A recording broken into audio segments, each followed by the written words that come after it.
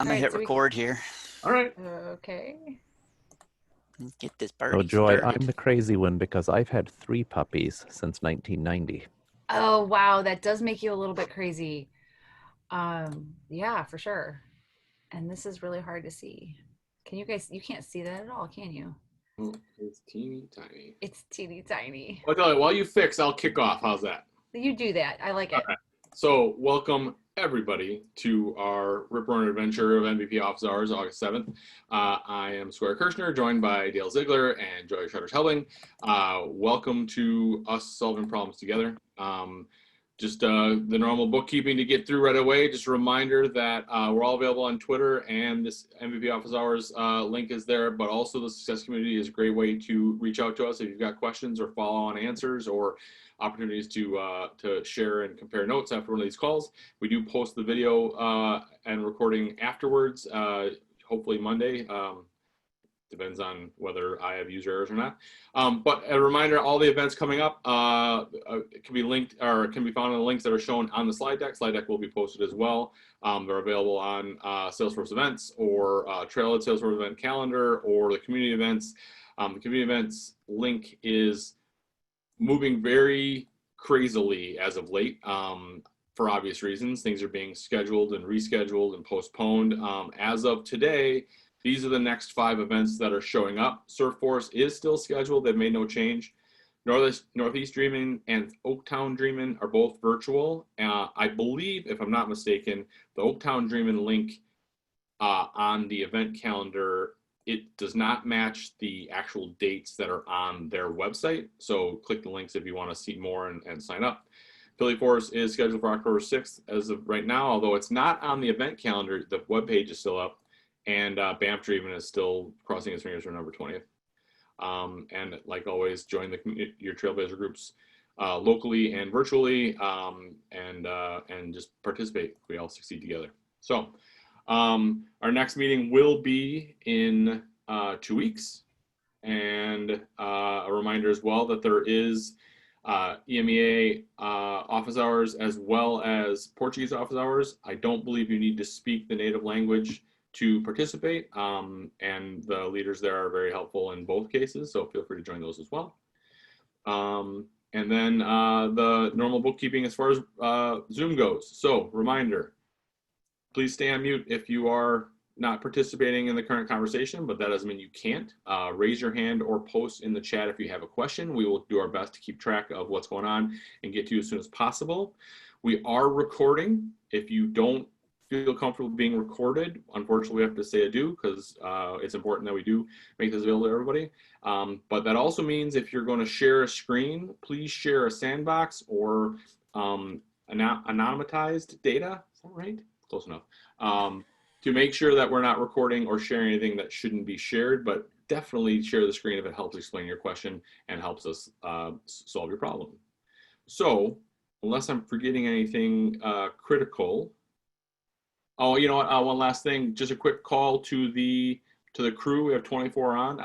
MVPs joining us. Let's see here. Trying to skim through. Gina's on and Jen's on. And well, you know what? Why don't we just go with the standby? We're all MVPs because we're all on the call. So let's go with that. And unless me rambling for the last 10 minutes suggests that I lost everybody, why don't we go ahead and get started? So we've got 2 hands up in the. So first, yeah. So Alex Friedman, if you're able to unmute, he sent us an email a couple of days ago asking about Apache JMeter and some fun stuff that is beyond my skill set. So Alex, if you are able to unmute and you want to throw it out there, let's do it.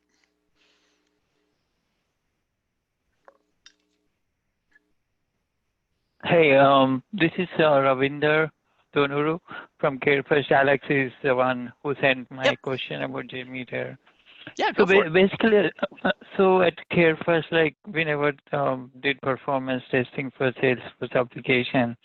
So we have some a release in October 1st where a Salesforce application is going live, and I was asked to do performance testing, and we have JMeter to do performance testing. And I was developing the scripts, like in every URL or like most of the URL, there is something like aura.token, like aura.token. So normally for load testing tools, what we have to do, like a session ID, or we have to capture that and make sure that we send every URL. So I was not sure that aura.token is getting generated by a server, or is it getting generated by a browser. So do you guys have any idea like of how it is getting generated? Because I'm having tough time to capture that, and any other suggestions, would be helpful when we do performance testing.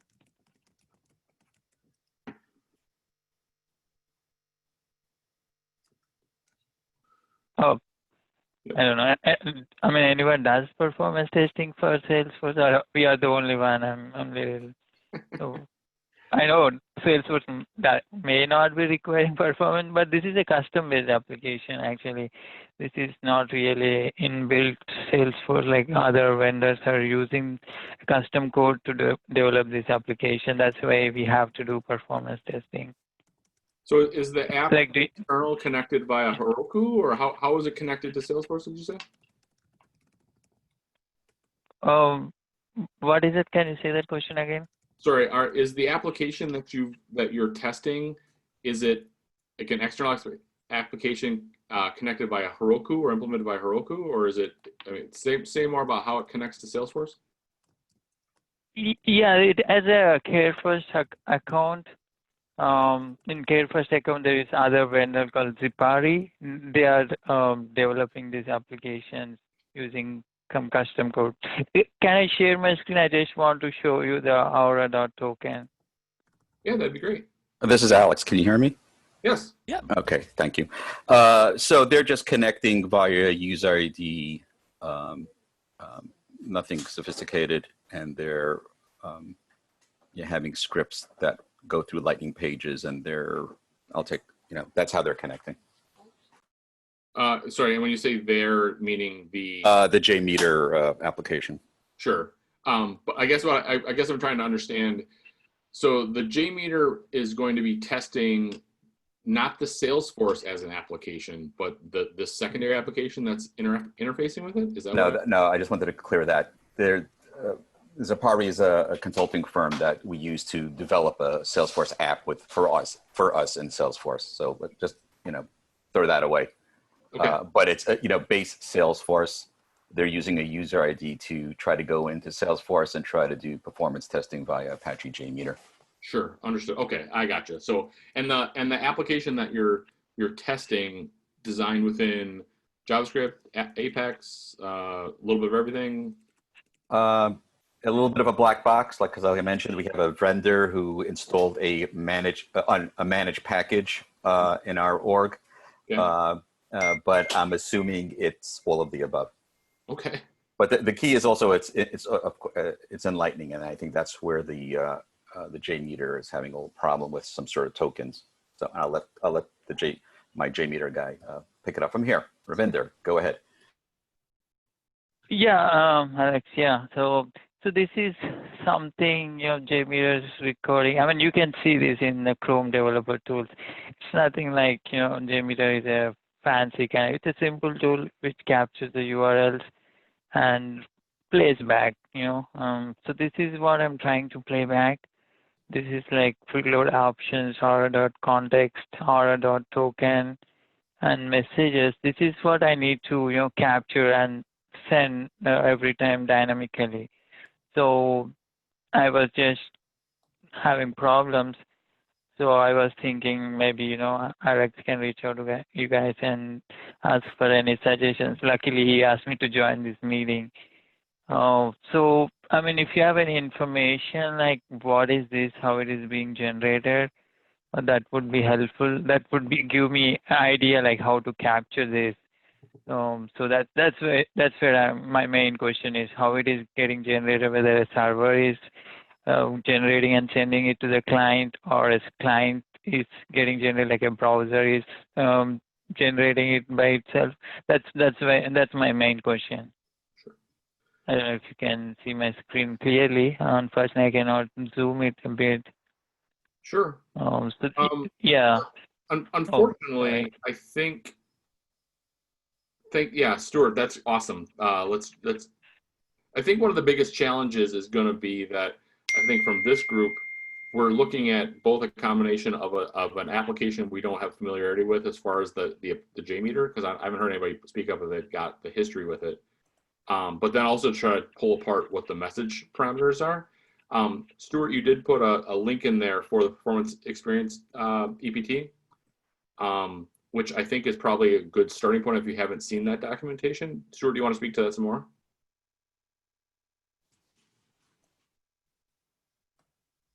Yeah, I mean, this is relatively new in the fact that it's a Lightning feature, but Salesforce does have this experienced time meter on Lightning pages that you can add that will show the performance issues on Lightning pages, and you can use that. There's a lot of data in there. You can use that for reporting on the lag and performance, bandwidth performance on specific Lightning pages.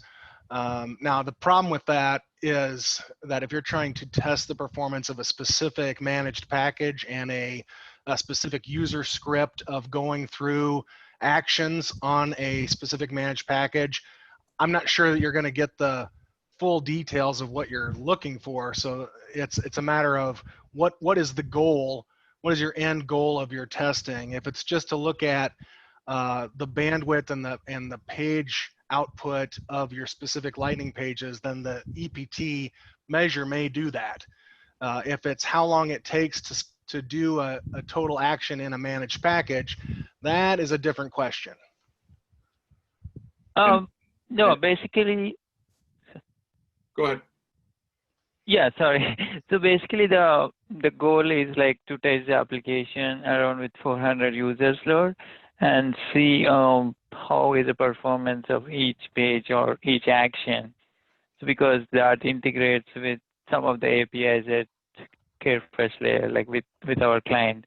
So we just want to make sure the integration is not taking much time. Like for example, there's a member search transaction, and how much that is taking. That's a goal, like And I think maybe Stuart, to your point, there's more going on. Like if you've got the black box of a managed package, while you're testing the application response, you might actually be really seeing like your API response or your call out responses, but you can't tell what's really causing the delays or the responses. Is that kind of where you're headed with that, Stuart? Yeah, I mean, if there are some other things behind the scenes the managed package is doing that is, perhaps calling a flow or doing some wait or something loading data, that may not be reflected in what that Lightning page is doing. Yeah, this is Paul. The other thing you're probably going to come up against, I used to do a lot of performance testing in my old life, is you're going to come up with, you might end up measuring network latency as well, and it's nothing to do with the managed package. The fact that you're looking for an Aurora token, I'm assuming the package is not all Lightning Web components, it's using the Aurora components. Is that true? Or don't you know? So that's a little bit of a black box for us around that managed package, what exactly they're doing. But I guess the overall thing is the performance lag could be in any of the number of the places that you guys mentioned. But if there is a performance lag, we want to know about it, whatever it is. And then if there's a lag, we report it, and then we go back to our vendor and say, hey, you got a performance lag happening here on this Salesforce page. Go figure out where the problem is, right? The vendor, that's the bottom line. We need to before we could go into production, part of our SOPs are it has to go through performance testing and has to meet minimum SLA. So we just need to get our end goal is not so much about debugging where the problem is, our end goal is we need to get metrics on how long these pages are taking to do their functions. Is that correct, Ravinder? Yes, yeah, that's correct. So Now, I would start with that EPT measurement, and that page that I put the link on will give you a direction on where to start. But if you expose that measurement on those pages and record that, then you can do some simple reporting on what pages are lagging, are taking the longest to load, and that'll at least give you a start to which items are slowest, and that maybe will start your troubleshooting. We'll look into it, but again, our goal is to use our sanction tool, which is the Apache JMeter, to do that kind of testing. I mean, I could get my team to start looking at it, but Ravinder's team, which is, quote, the performance testing team, they want to use JMeter Apache, right, Ravinder? That's the tool to use in our corporation. Yes, because yeah, we can induce a load, like, we can do a synthetic load like 400 or 500, right? The Stuart told like that can be done only like with one user, right? Like we manually log into the application and set the timers. So that is good, but that's only one way of doing. Like when we want to do heavy load testing, we have to go through either JMeter or other testing tools. So just curious, I mean, do you, like, any one of the clients, like, did they come back to you saying that they have challenges when they do load testing with any tools? Or this is the first time I'm complaining about this or asking questions about the load testing? I think. Go ahead. yeah, we did some load testing when I was with a client, and we had to actually do it with sanction from Salesforce. Because if you start using automated scripts to add loads of user logins and then drive in the process of the app, Salesforce may well pick that up as a security threat. So I would. We got it sanctioned. I opened up a case. Okay, good. yeah. So we got all that admin kind of stuff out of the way. The question is, now we're trying to do it and we can't get Apache JMeter to work with Salesforce. And I think Apache JMeter is an open source. It's a pretty wildly, well-known tool to do performance testing. Yeah, I mean, I think that's good that you're in communication with Salesforce, that you have a case, you're granted exceptions, but I think there's going to be an element of a no warranty to it, if you know what I mean. I mean, first of all, Stu, thanks. I'm loving reading this. I'm scouring it top to bottom a few times now, and it looks amazing and a really powerful tool. Salesforce is very particular about what it lets in and what it doesn't, and with exceptions, I hate the word hack, but it's kind of in the same family that Salesforce may be explicitly particular about external solutions, their viability, their security, what they're willing to support, how much they're not going to support. I mean, it sounds like a tread with caution kind of situation, just because Salesforce does kind of have its own playground set up.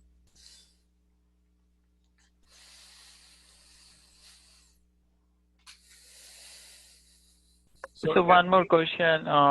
So what kind of tools like Salesforce do, like, to load test their applications? Like within Salesforce, right?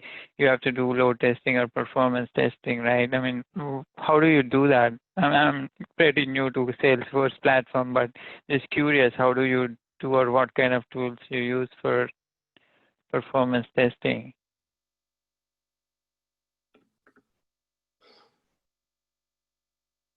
So, I mean, I'll jump in first. We don't do a lot of performance testing against the platform itself. A lot of times our testing is against the applications that are integrating or interacting with it, or we're testing our web calls and our APIs. The reliance on the platform tends to be, unfortunately, I think we're we assume everything's going to be great. I think there's a success community that talks about performance testing in general. I was just going to look. Anybody else want to jump in?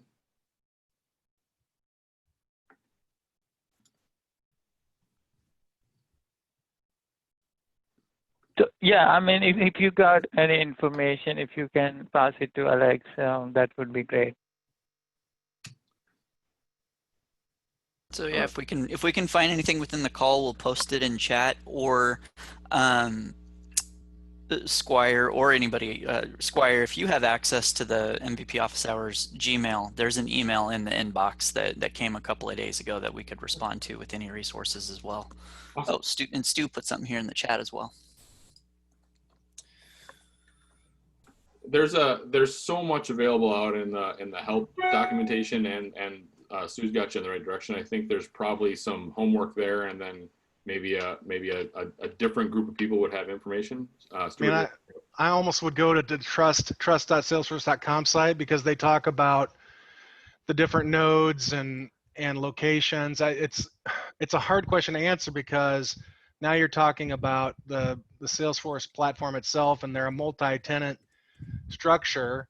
So you've got some clients that are millions of users that are hitting Salesforce all in a day, versus another client that might be 10 users that are hitting Salesforce in a month.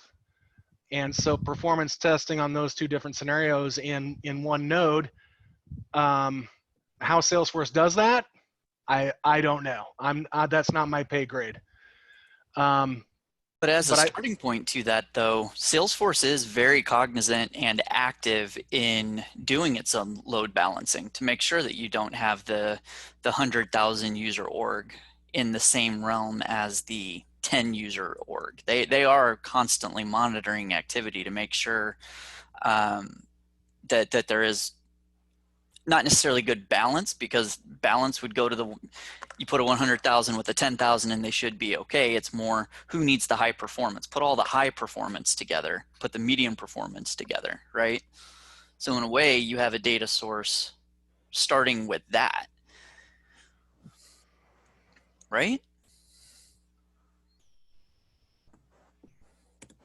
Yeah, so, I did post, just FYI, I did post to the Trailblazer community, and we did get a response back from somebody, and so Ravinder is going to be working through that. But it just, I don't want to beat a dead horse here, but I would also offer the Salesforce Stack Exchange and the developer community also have a lot of knowledgeable people that are tangentially Salesforce experienced and might have some really good feedback. Stack Exchange specifically, I would say, is a great source. All right, I will look that up. Cool. Thank you very much. You bet. Yeah, I don't want to take over you guys, the whole MVP here, but I appreciate your time talking about it. And as you learn stuff, please feel free to post MVP. People are going to want to know more about what you're able to solve. So, will do. Thank you. We're here for all the questions, so no worries. All right, Christy. All right, mine's totally going to be simpler for you guys. We have a new custom object that is a detail to the account object, and there should really only be one record, as crazy as that one sounds, per account. So it's called operational details. And I looked online, I already looked to how can I limit so that there's only one per account and they don't create new ones. So someone said do a roll-up summary, and then if it's greater than this and that. So my validation rule says, hey, if it's one or more of standard record type, because that's the name of that record type, don't, that's it. No, yeah, now you can't edit. So is there a way did you specifically say one or more than one? I did greater than or equal to one. There's your problem. Okay, it's the equal sign. Exactly. Sorry. It's two or more, or greater than one. Two or more, or greater than one. Okay, right. So in that way, one allows them to edit, but when they try to create another one, it'll update. Got it. Okay. Bingo. Thank you. Yeah. That's my question. You just had to talk through it. Yeah. Now, Get I smarter have to people than ask me the on question. validation roles. no. So that works because what you're trying to measure is a whole number. You can't have half a record. You can't have a quarter of a record. You can't have 0.79 of a record. But you got to be careful though when you are getting into decimals, that the greater than or equal versus just greater than a different number are going to be two completely different ball games. Got it. Because if you get $1.50 or something, and you say greater than $2 when you were actually looking for more than $1.01, so it's when you really need to start to be specific. And if you then get into even more decimal places behind the number, you have to pay even more attention to detail to specify what is the criteria. Like if it is greater than 1, no ifs, ands, or buts, that means 1.00000000001 is going to get caught in that. See, my thought was if it had 1, it would create another 1 if I just did greater than 1, and then it would lock down. So that was my backwardsness. Okay, cool. Thank you. Yeah, because it's doing a count and it's only going to find whole records. Okay, thanks. Chris, I have to ask a question. Why would you not just put that information on the account? If you only need a single record, then you've already normalized that data. Why isn't it at the top? I hear what you're saying. Operational detail in a logistics company is going to become ugly and long, and I personally did not want 100 more fields on the account record when we already have so many, because as the person who spent 20 years in outside sales, scrolling to get to what you want sucks. And it's probably a whole lot easier to manage that child object at an object level than it is at 100 fields in field level security if you're trying to also restrict access and visibility and all that kind of stuff, right? Yeah, the case team already has 100 fields and it's just annoying. So. Right. And the reason I asked is because by doing that, your reasoning makes perfect sense, with the exception of that now you've created a split in your reporting hierarchy, which makes it difficult to say report accounts with logistic detail and the contact information at the same time, because you've got two joins instead of one join, which could cause challenges in the future. But if it's not an issue, then it's not an issue. Okay. Yeah, and that's the thing. I didn't even turn on activities on this operational detail side. I'm like, look, I just go to the account. This is just like page 2 of the account, but it's just because the number of fields, it's ugly.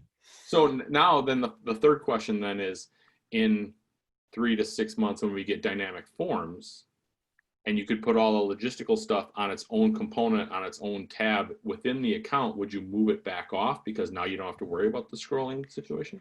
We might. I'm waiting till it's GA, to be honest with you, just because it says, hey, we don't support this now. I'm like, okay, I'm gonna wait. And it's not on standard object yet anyway, but yeah, I'm with you. But anyway, all right, just side questions. Okay. Sorry to throw you under the bus like that. No, that's okay. Thank you. Jen is up. Hi, this is Jen. Hi, Jen. I have a question on, so we're programmatically sharing records. We have this whole security model based on sharing. So we're using Apex to share certain records if they're on the, if they're not the owner and they're on the account team, we're doing that programmatically. The problem is that when we change the account owner, everything that was manually shared is deleted. Is there a way that we can Yeah, okay. prevent that from happening? So the first question I'm going to ask is, but you're not using account teams to manage that? You've got something We else? are using account teams. So what we're doing is sorry, the account team should be sharing the record to the team if it's configured correctly, but it's not? Or do you have different rules as well? So we're using the account team. So what we're doing is there's a field on the account. When that's filled in, we add that person to the account team as well as everyone, his managers. They're all added to the account team, but they're not necessarily the owner. Right. We were having some issues with it So we had to do a manual share programmatically as well. And so now when we change the account owner, that manual share is removed. Yep. So my assumption would be, and anyone who knows it better than me, please jump in. My assumption is that the way you've written the code is not maintaining the existing manual shares in your sharing history table. It's recalculating the entire thing. You should be able to, as part of that code, assess which of these users have been assigned manually and which are due to the automated sharing rules, and then retain in the query the ones that have to stay, and after recalculation then reinsert that subset. So you have to, I don't know if I'm making sense, but you should be able to do. It's not the code, it's Salesforce. When we change the account owner, Salesforce recalculates the whole sharing and removes all the manual share that we've added programmatically. I think if I'm understanding, the problem is triggered by the account owner changing. That's the first step, right? Correct. And then, then you have divergent paths of if you're in the UI versus like data loader. When you change the account of an owner, it actually then prompts you, do you also want to update the owner's contacts, opportunities, or case? I don't remember what it is. But versus if you're going through data loader in the API, it's only the account or whatever, but there's stuff that's kind of enforced and protected. Kind of a same but different thing that I did when I was an admin, and it might be too much work or not applicable to what you're doing, but I had, within my account hierarchies, we had a master account name that linked back to our financial reporting tool, and so it used that common name. I had a custom object over here that that custom object was actually a lookup from the account that bound all of the account records to this parent account. And then under that custom object, I had the default account team, so that if anybody did mess around with my account owner for whatever reason and wiped out the account team on that individual account, it would actually go wake up a process builder with a flow to say, I know what my my parent account is. Go get, or the financial account, go get those account team members and repopulate them back on this account record. So that I still, essentially I had a backup copy. Now, you might not be working with account teams, it might be going to the share object, but same principle, you're kind of saving a backup copy of who it should be so that it can then be reapplied, and you wouldn't necessarily have to do it with code. Squire's solution, probably a little bit more bulletproof because code is going to be a little bit more protective, I guess, than declarative might be. But am I thinking in the right place? The problem is when your account owner changes, you're losing vital share account teams so that are let me share my screen. Yeah. Yeah, one of the you have to opt in to keep the account team. Can you guys see my screen? We can see your screen, yeah. Okay, so for instance, this guy Craig, right? This is the original. This is before I did the account change. So he's part of the account team and we manually shared some things because programmatically, I think this is what my developer was telling me, programmatically, he couldn't get the account team to be read-write. It was only read. And so we needed to give another share for manual share to give him read-write. So that's why there's two. So I changed the owner. So in this case, it was not a problem because Craig is actually now the owner. So if you see, it took out the manual share, it kept the account team, and then now he has full access because he's the owner. The problem happens, so this is a problem because it took out the manual share, but it's not a problem with Craig's access because he now owns the account. But there's cases where the manual share is not the account owner, but we're changing it to somebody else, and he's still not the owner. And so now he loses all the read-write access.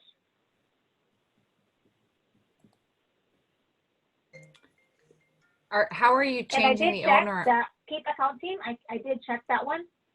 So he's still there. So if you see, he's still on the account team, except I lost the manual share, which gave him read-write to account, contact, and opportunity. So it's the manual sharing that's dropping off, not the account teams. Yeah, changing the account owner, I get the option. I always check the keep account team but then I lose the manual share. I think the assumption is that the account owner was the one who did the manual sharing in the first place, and it was, but we'll have to look into that a little bit. But the account teams remain, but the manual shared drops off. Yeah, because I checked that option, keep account team. So I always check that option, but then I'm losing the manual share, so like every single time I have to. It looks like that's this has been an ongoing thing since 2013. Oh. And there's an idea about it. I'm pulling it up. That says Salesforce currently removes all manual sharing from a record when the owner changes. The idea has been out here for 12 years, which is not a great answer. But that you're means not the only one. Yes, you're not alone. So everyone on the call, go click on this little idea, go vote it up. It only has 137 votes. Now, yeah, I mean, obviously, it shouldn't be an issue, but it is, or it shouldn't be a gap, but it is. But kind of going back to, I think, what I was saying earlier, we don't know when ideas are going to get fixed, but the share object, every object in your org comes with a share object that it's readable, it's writable. There are easy ways to at least to put a workaround back in to recover that information, whether it's from the backup copy thing that I was talking about or some other mechanism. But those sharing objects can be automatically written back to if you need to. So is there a reason why you're doing the manual sharing instead of adding these people to the account team? We have them added to the account team. So and you're not able to. I don't know if you see it, but my developer told me that he's not able to make the account. Because when you manually add somebody to the account team, you set if they have edit or read. He's not able to programmatically do that with the account team. He said that's why he's adding that manual share. But right, yeah, account team's kind of protected. And well, so you verified that even the values that he's trying to update to are correct, because the account team it's kind of locked down. It's not super flexible. What is it? Read only. Read write. Read write. Is write not edit? Let's see. I feel like account teams had its own product manager, like way over here in a different corner of the 18th floor that spoke his own verbiage on things. Yeah. Didn't go to the standardization meeting. Right over there with the approval process. Right. Edit, read, and all is the object name access level for the sharing records, which is one. I'm wondering why. I'm fairly certain you can write any of those.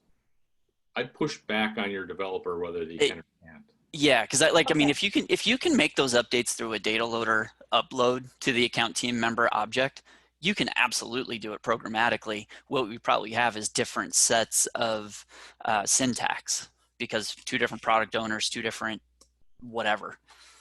So I would make sure the syntax is right. I guided him through that, but I said, no, I can't do edit. I can only do read. So I'm like, oh. So then he did the manual share, and that's how we got along. We had it live now for a couple months, almost a year now. But then we changed the security model, and now I'm seeing, oh wait, my manual share is disappearing. Oh. So I think if I'm not mistaken, the reason that idea hasn't been changed is because there's intentionality behind. As the owner, I've manually shared. If I don't own it, those sharing should be removed by definition. Now, should there be a better way to warn you other than to just drop them and shrug your shoulders? Yes. But I think you still, if you've got a developer on hand, you should still be able to build a before trigger that tells you who should have been shared, and then like with a future call or after the save, then re-add all those manuals back in. There should be a workaround there too. Oh, because I think I know now what the issue was. So when that field, we have one field in the account, right? When that's populated, that person on that field is added to the account team. So he has to do a couple loops because he has to add it to the account team and then capture the ID of that sharing record and then go back again and edit it, is what he's saying. Yeah, again, I'm not, it's been a long time since I wrote one of these, but I don't think it's that hard. I mean, I'm being very cavalier, and I apologize, but they're very straightforward records and very straightforward rights. Yeah, and I'll say, like, I recently actually worked on a project that we were just adding opportunity teams, which I'm assuming is similar. Someone like correct me real fast if I'm wrong. But it basically adds like a default opportunity team. It's like people that are like back office that need to have access all the time to this set of records. And I mean, I was able to do that with Process Builder very easily. Yeah. And give them the right access, right? Yes, yes. Okay. I'll go back to my developer then. Yeah, maybe explore you know, other ways to approach it. I don't know what their you know, chosen path is on this, but I don't write code and I read it poorly. So I would, you know, and I was able to set this up somehow. So that was my challenge, right? Because I'm an admin. I don't write code. I can do Process Builder, I can do Flow, but I can't do Apex. And so, but you can do Process Builder. So yeah, you can do Process Builder, and so you may be able to get to what you need to do. Yeah, maybe get the code out of the way and write it yourself. Do it better. No, we have too many triggers. No. And just so you know, Process Builder is code. Yep. Going away.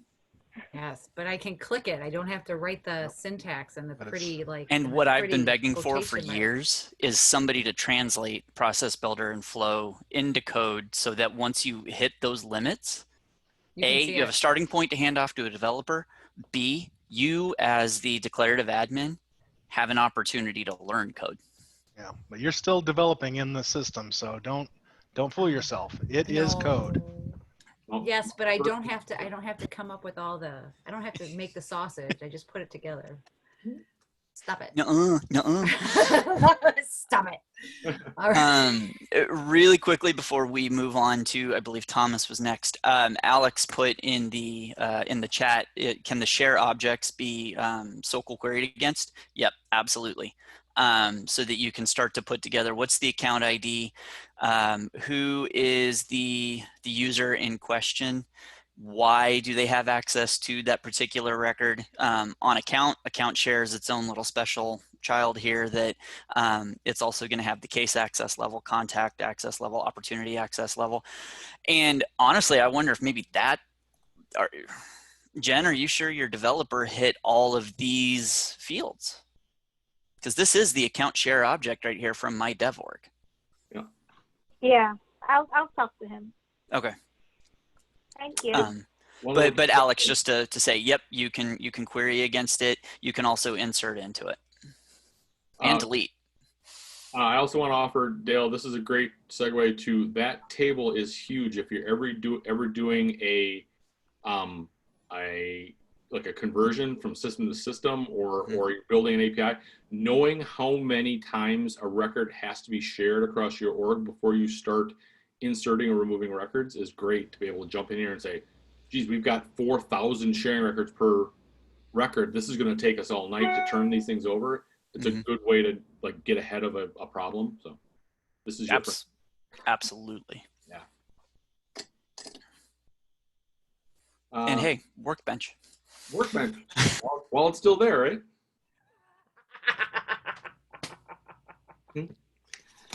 What do we got next? Cheap plug. Cheap plug for the free tool. Thomas, if you're still on with us.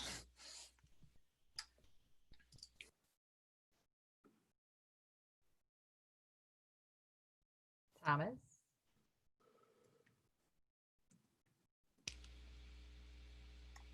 This is Alex. I know Thomas, and he's dying to get on. He may be having some sort of technical difficulty. Gotcha. He's also on mute. That is very true. Although, Hello? hello, Can you hear me? we can. I'm on the phone. I'm on a phone though. This is weird. I'm on an actual phone. So the software still mutes you while you're, I unmuted my phone. So long as you can hear me, that's good. Yep. I got had to me? hit a button that said Okay. ask to unmute, so I think I had to kickstart Okay. there. Okay. Safe Harbor, Alex is my manager, and he said I could share the screen and hopes that showing the code, you guys give me an answer. Okay, let me share the screen. Okay, my issue, if I can explain it, because this is my first Lightning component, so I'm still learning. But my issue is right here.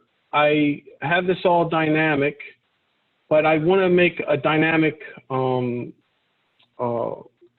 HTML for the size, the font size. I don't have it on here because I couldn't get it to work. I can statically put it here and it'll work. But what I'm trying to do, and I saw on the internet, I can put this code here, I can put in the JSON up here, and I've done that. I put it here and passed the value over just as static, and it works. But when I try to build this in the and I'm still learning this stuff, to be quite honest. But what I tried to do here was break this out into two variables. One where it's deriving this value from my LWC's attributes. I'm calling them attributes, and maybe properties they're called. You know, when you bring your component on the screen and you can set settings before you put it in save mode, you're on your screen. You know what I'm referring to? Yep. I added extra element here with hard-coded values similar to the total columns, and I put, 10, 12, 14, so forth for the font size.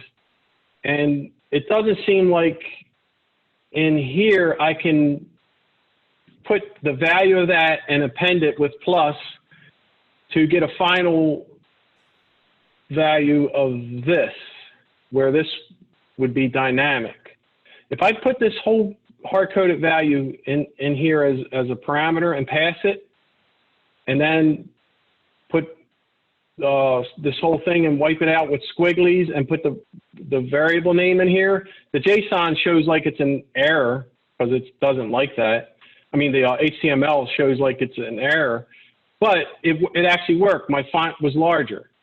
But as soon as I go here and I try to use two variables, grabbing the dynamic one coming from the attributes here, and concatenate it, I'm jumping around here, concatenate it to this much of the hard-coded stuff along with this, and then this is concatenated between as a value, it's not grabbing it. So my brain is saying, for whatever reason, it doesn't get the value that the user selects, the admin would select when they start to use this component. It doesn't pass it to here yet. When I'm trying to build it, the value is just not there, and it's blank. And so when I finally pass all that over to here, I think it's missing that. I can't prove it because I'm still learning how to do things, but that's what I think is happening like that. And so the font size is nothing, it's normal size like the rest of them. I just did this as an example to test drive it, and I couldn't get it to work. So my short question is, after just showing you all that, how can I dynamically change a font size in the HTML file from my properties of the LWC? Does that help you guys? I think so. That's So my when question. you say you're responding like dynamically, is the dynamic response from the admin adding a component and setting a descriptor, or is it within the Lightning component itself, someone's making a change, which is changing the font? While it's in edit mode. Sure, you're that column on the right-hand side where you can pass the parameters in. If I can still, a couple more minutes. Where's my open? There we go. I can just show you easier than explain it, to be honest, if this opens up.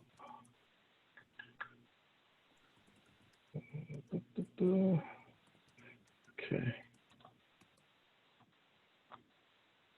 You guys see the whole screen? I can't tell what you can see, to be honest. Can you see my screen, or you only see the app? Are you seeing what I just opened? It looks like it's We're seeing the quick links What's that? HTML page. We're not seeing anything else.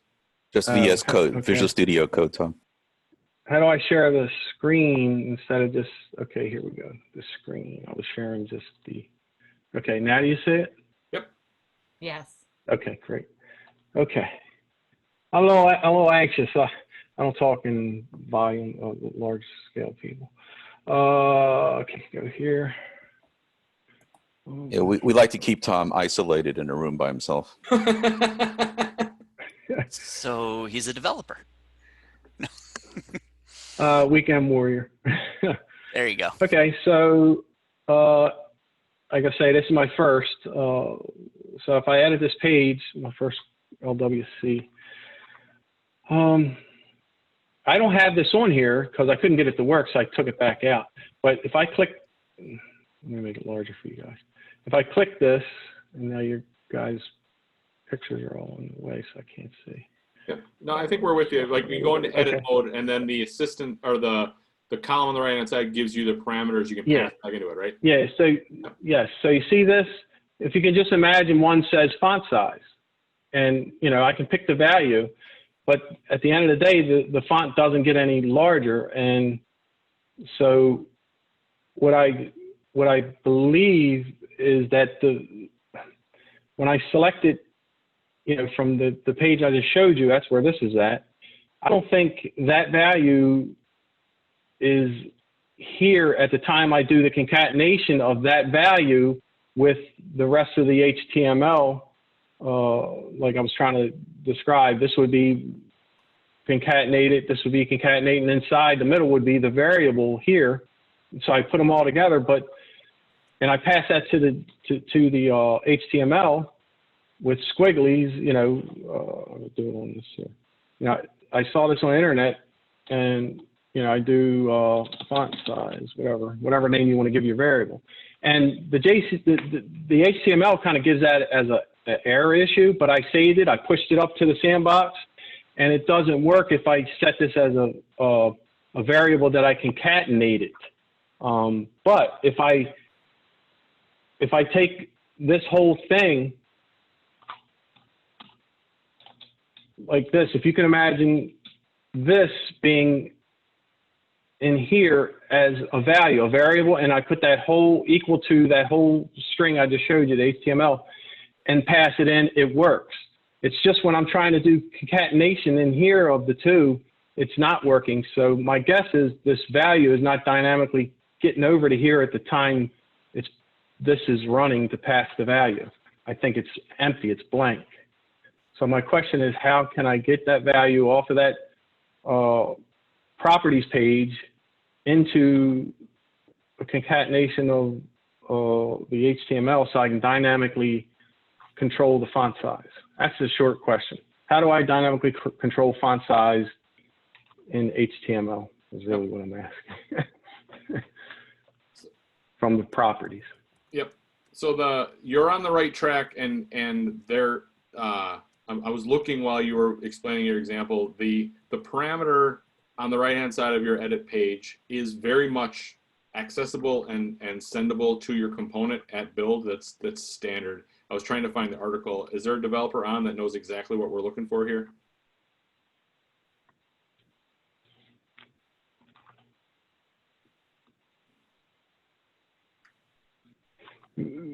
Because like in Aura, you had those describe parameters that you could pass in as you were building it, and it's the same functionality, but in Lightning web components. I'm looking for it right now. Yeah, it seems like the other parameters work, like these, the total columns and the white group. Mm-hmm. They're passing to the class just fine because I put debug statements. But it just seems like the value doesn't seem to really become apparent here until after that. So I thought, in my head, I thought somehow I got to pass it to this class and it calls the class to return the value and then put it in here. But I don't know. At that point, I'm just doing major guessing. Definitely not that hard. I think just because you'll just hear me typing for the next 5 minutes, we'll add this to the call post, and I'll in the meantime, hunt it up. Hopefully anyone else who's familiar can help a little bit. It's going to be embarrassingly easy, and I just can't remember off the top of my head, and you'll see it and be like, oh yeah, that's what I was missing. So let's make sure we do that. And let me get your name really quick. Okay, I appreciate it. Is this Tom? Yeah, Tom Barrett, Thomas, but you call me Tom. Yeah. All right, and are you Thomas in Barrett, the success B-A-R-R-E. committee? Can I mention you? Yeah, I'm in different groups. Is that what you mean?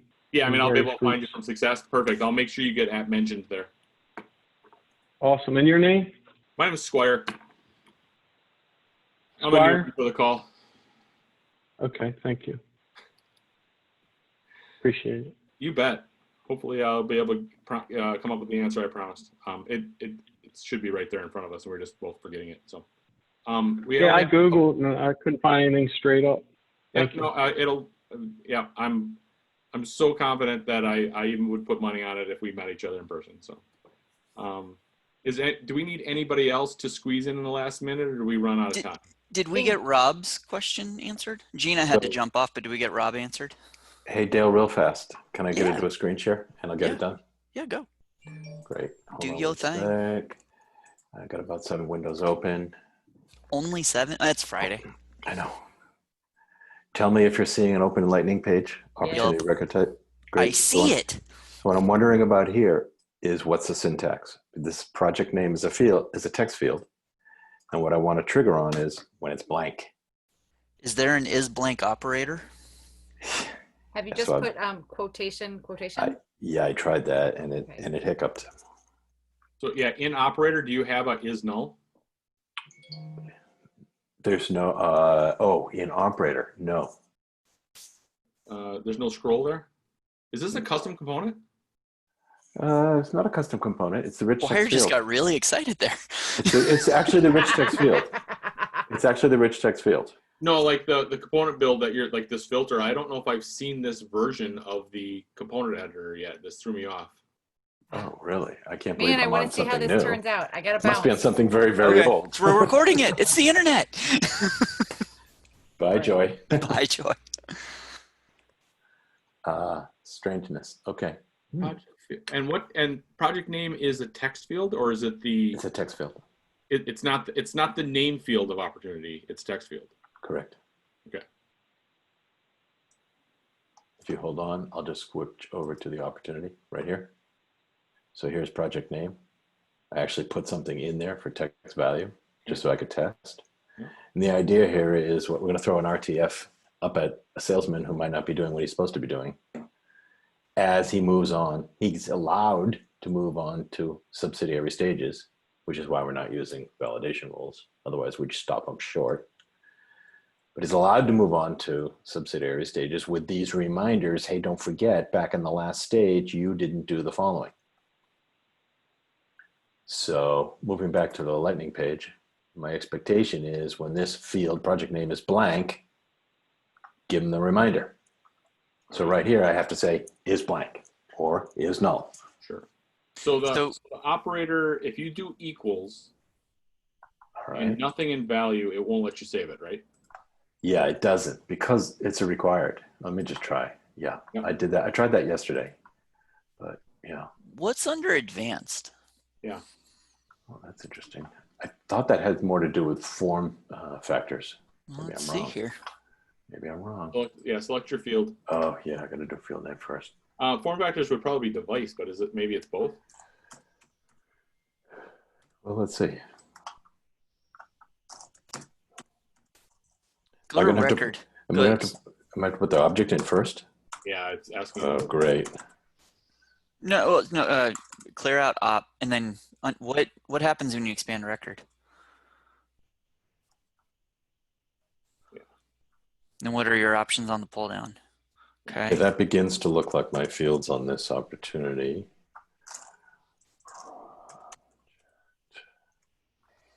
Okay, found that. Nice.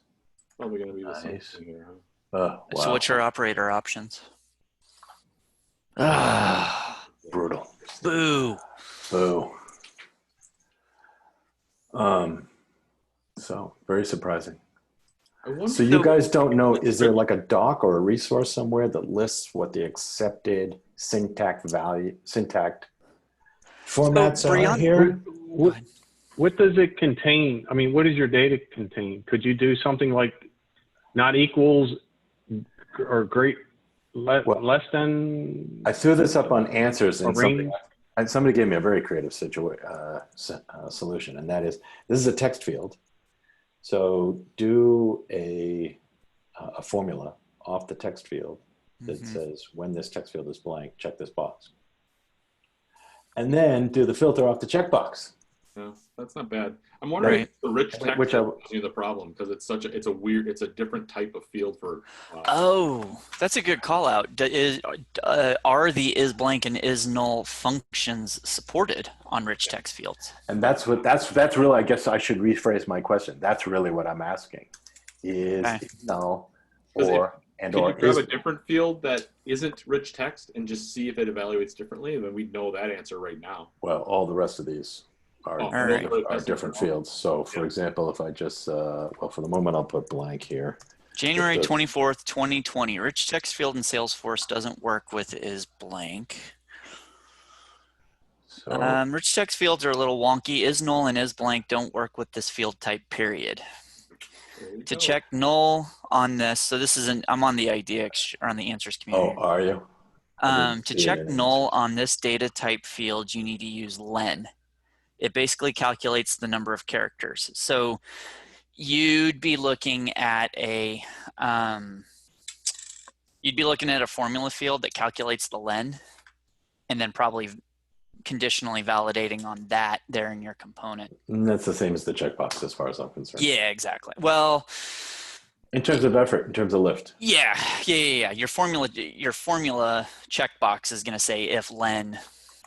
What if the field weren't rich text? Does it have to be rich text? Couldn't it just be text?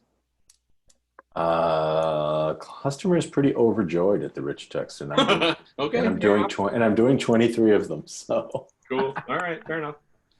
I think I'm going to stick with that. Okay, but I see that. All right. So you've indicated this is another UDF, and go with the workaround. Thanks, guys. Right. Sorry to keep it. No. I mean, it's those little kinds of things that like somebody's tripped over it somewhere in the past, and it's not a widely known thing, but when you do come across it, it's just the biggest headache and pain in the butt that it should work. Why doesn't it work? Why doesn't it work? So thankfully, other people have stumbled over it before. Just a thought, Rob, just so you don't have to create 23 of these, you could probably have a single formula that evaluates each one, and then you could say, if have it do if A is blank, then put A in this field. If B is blank, put B in this field, and just check them all. And then you could have if contains A or B or C or D or E, light up different sections. So you'd only have one formula that checks all 23 of your fields. That might save you some time and overhead. Okay. All right. That's a great suggestion, Squire. Thanks, because I hope it works. The customer has asked if she could do the next 18 herself, and I'm happy to teach people to fish, but she may run into this, and therefore your suggestion is going to come into play when we get down to number 17. It's always the last one, right? I'm gonna just say just be wary. Yep. Squire, I love your idea. Rich text being its special little child, just make sure you don't blow out the compiler on that formula field, because that I could foresee taking up a good chunk of your compiler. Yeah. Good call. Well, yeah, you're right. And I did check for limits in terms of individual component filtration, which is really what we're doing here. And I'm well under filter limits per component. And there doesn't seem to be a limit to the number of rich text field components you can add to a page. So the 23 seems to be acceptable as well. But okay, hold on. Oh, God, I hate being the bearer of bad news. I really do. And I wish it was just, I gotta go. I don't have to go. But that link I just put in says, rich text area fields cannot be used in a formula. They can be used in validation rules and workflow rules. Certain functions cannot be used on rich text area. For example, while is null could normally be used to check a field is empty, rich text would require you to use length, rich text equals 0 instead. In the above example, if an image is inserted into a rich text area, len will also not work unless a space is added after the image. Salesforce supports 131,000 characters, which takes size from 32 KB to 128. Formula fields can contain up to 3,900 characters, which can contain up to 4,000 bytes when saved, 5,000 when compiled. Some functions such as text, date, value, datetime value, you're not messing with dates probably, would increase the compile size. But rich text fields, they get sent to the naughty corner a lot. Reason to Okay. push back on your client. Yep. So net that back out for me, Dale, Do what? without reading that all over again. Rich text fields cannot be used in a formula. They can be used in validation rules and workflow rules. Right here on a Salesforce KA that I just put in the chat there. I mean, that's from the mouth of Salesforce. How about the builder tool and you populate a regular text, another field, of a Boolean field or whatever off of. Salesforce knows. You still have to like test every one of those fields, and if you can't use a formula, then you won't be able to use Builder to even assess the formulas or the field, if that's what Dale's saying. Okay. All right. So I'm back to the checkbox, and if there are few of them, we should be okay. Okay. Just tell the client they're getting quick create and multi-select pick lists and move on. Yeah, I mean, I think, Rob, the trick is the checkbox won't even work because the checkbox is based on a formula evaluating the rich text, which isn't supported is what we're reading. So you might not be able to get this to work in any format. Oh, you're saying Right. I couldn't even fire a checkbox? Right, because it can't be. Yeah. This says it can't be used in a formula, which is weird because it can be used in No, a but validation rule. But it wouldn't be, the checkbox would not be reading a rich text field. The checkbox, the workaround checkbox, would be reading a straight text field. And if that text field is empty, blank, null, then the checkbox is enabled. So you're going to have three. Then the fields rich for text validation. field. Then You're the adding a rich- whole bunch of technical Then debt to make this one work. Then the rich text field will read the checkbox, only in this case, only for this particular field, and say, your product name is empty, according to the checkbox for the product name. So you have 23 of these? Yeah, but they're not all text fields. Some of them are, the vast majority of them are just yes, no's off a pick list. Oh, okay. And that's why she's so thrilled with it. Gotcha. Rob, I can't wait to see you fix this. Yeah, great. Yeah. See you next month. No, I mean, no, I think they're actually, so I think I misunderstood. I thought you were looking at 23 rich text fields and a whole bunch of headaches there within. No, I what's- am. Here. Let me go. Let's go back and we'll save. And we'll go back to the opportunity record. And so in other words, our salesman's going to move down the path. I asked her, shouldn't we do this as a validation rule? She said, no, because they're allowed to move down the path. But she loves the fact that we'd be able to constantly remind them that in a prior stage, they forgot a step. In a perfect world, the business process would be readdressed here to not allow that. I guess why? I gave her the other alternative. Let me give you the same information in a path, okay? And it'll just constantly always be up there. You know, these are the things these are the toe marks that you need to tread on our stage for this particular stage, literally.